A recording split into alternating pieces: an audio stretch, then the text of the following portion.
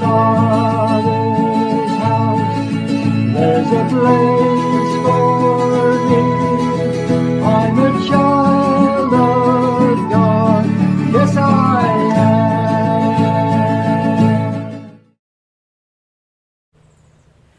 So session 6 of The Father's House, part 2. And we're going to finish this series by looking at the party. What better way to finish? Obviously it's a celebration because the lost son has returned, but there's actually a bit more meaning to it than just that.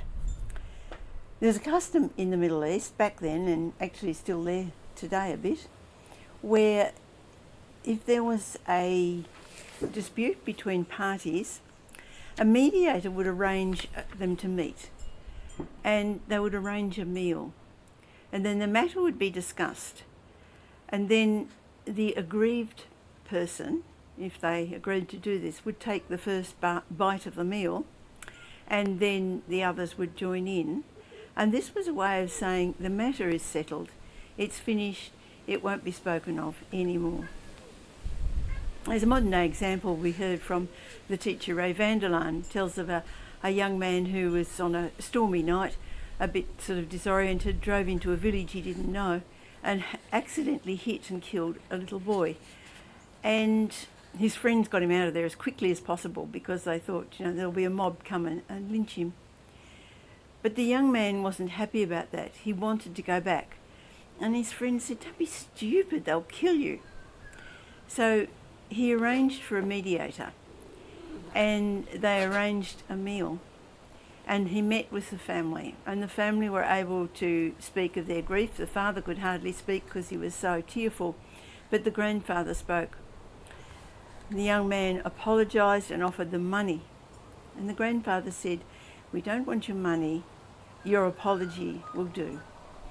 And then he took part of the meal and he said, and from now on, you'll take the place of that son in our family. It was a meal of reconciliation. The perpetrator admitted what he had done, and the aggrieved person was able to offer forgiveness and start building a new relationship. Now, the party that the father threw for his son was similar to this.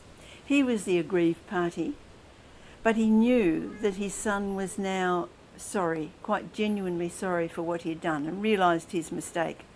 And so he had forgiven, and the matter was over and done with, not to be spoken of again. I wonder if that rings a bit of a bell for us. We've aggrieved God greatly by our disobedience, by the times we just go about our own business as if he didn't exist. We're a bit like the young son, go our own way, do life in the way we want to do it, and not have much concern about other people. That behaviour cost the life of the Son of God. But we have a meal of reconciliation. It's called the Eucharist or the Communion. The matter's been dealt with. We are forgiven. The disobedience that brought us to where we are is forgiven, but is also forgotten by God. Hebrews 10:17 says, their sins and lawless acts I will remember no more. There's nothing now between us. This is why it's so important that we come to confession before we take the communion, the meal of reconciliation. Our loving Heavenly Father is more gracious than we can ever imagine. He wants everyone to be in the Father's house.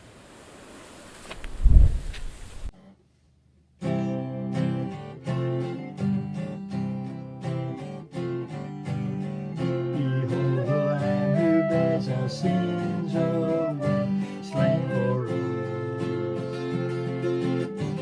And we remember the promise made that all who come in faith find forgiveness at the cross.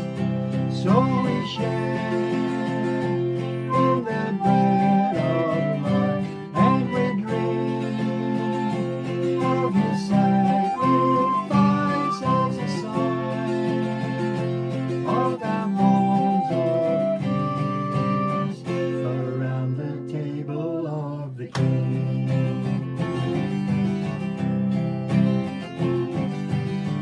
The body of our Savior Jesus Christ taught for you. Heed and remember the wounds that heal, the death that brings us life, paid the price to make us one. So we share in this bread of life, and we drink of His sacrifice as a sign of our bonds of peace around the table of the King.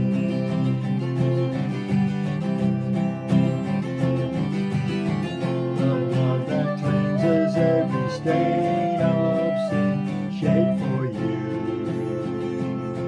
Drink and remember, He drained His cup that all may enter to receive the life of God.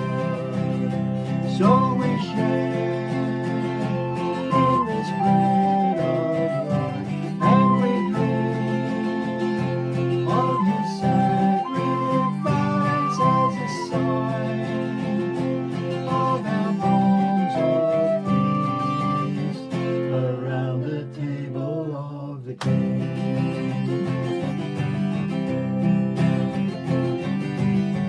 And so with thankfulness and faith we rise to respond, and to remember how called to follow in the steps of Christ as His body here on earth. As we share